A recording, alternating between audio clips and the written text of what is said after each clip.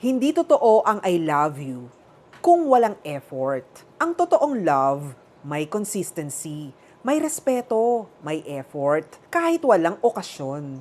Kasi kahit gaano pa kaganda o kagwapo, kung hindi ka pinapahalagahan, mauubos ka rin. Love is not about words. It's about actions. Hindi ka dapat nanguhula kung mahal ka. Hindi ka dapat nagmamakaawa para sa atensyon. Pag mahal ka, mararamdaman mo yan. Simple, klaro, walang drama. At tandaan mo, hindi mo kailangan ipaglaban ang taong hindi ka kayang piliin. Piliin mo yung taong pinaparamdam sa'yo na sapat ka araw-araw. Oy, real talk lang ha. Kung tinamaan ka, may katotohanan. I-comment mo na dyan ang opinion mo at i-share mo na rin kung nakarelate ka.